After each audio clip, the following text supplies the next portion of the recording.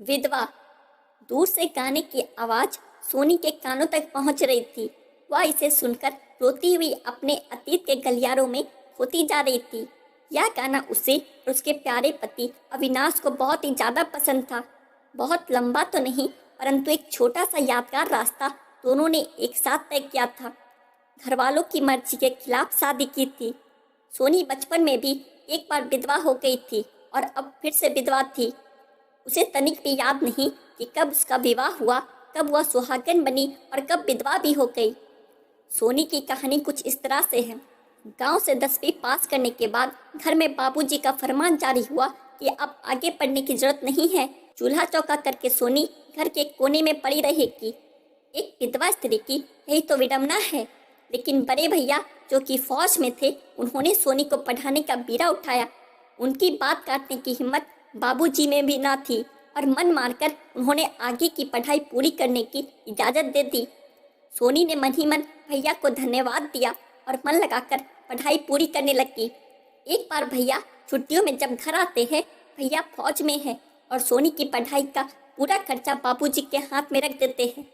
अब कॉलेज का आखिरी साल था। सोनी जोर शोर से पढ़ाई कर रही थी कि अचानक किसी ने जोर से बाहर के दरवाजे की कुंडी खटखटाई और फिर भैया की आवाज़ आई कि सोनी जल्दी दरवाज़ा खोलो।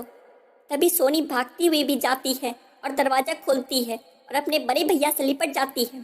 तभी अचानक उसकी नज़र भैया के साथ खड़े फौजी पर पड़ी और वह छिटक कर अलग खड़ी हो गई। भैया ने परिचय करवाया कि यह अविनाश है। फिर तीनों घर के अंदर आते हैं।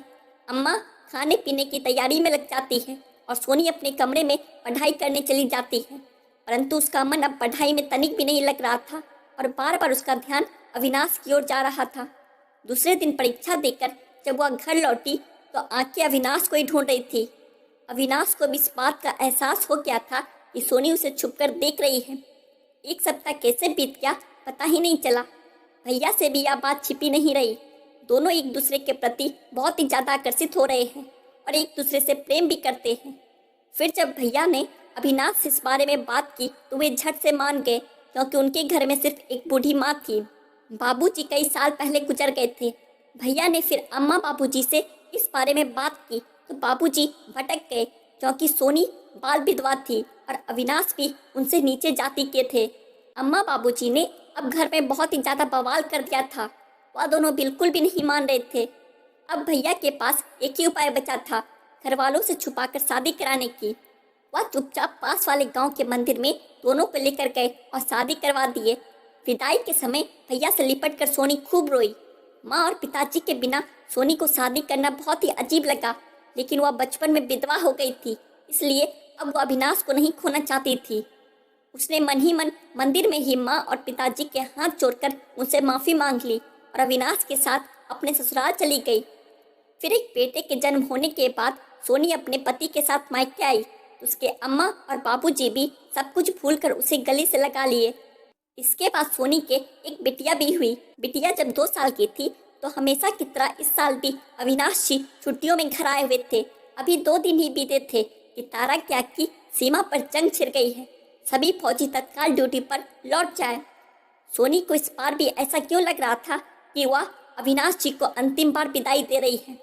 अविनाश जी चले गए मातृभूमि की रक्षा करने के लिए। 1 हफ्ते बाद भैया आते हैं। सोनी पूछती है अविनाश जी को कहाँ छोड़ा है, वह कहाँ रह गए। भैया कुछ नहीं बोल पाए। उनकी आंखें डबडबा गई। सोनी सब समझ गई, परंतु वेतन एक भी ना रोई, क्योंकि देश पर मर मिटने वालों की पत्नियां कभी विधवा नहीं होती, वह तो सदा सुहागन रहती है। अब सोनी दिन रात अविनाश के लिए तड़पती रहती है, लेकिन जाने वाला कभी वापस नहीं आता।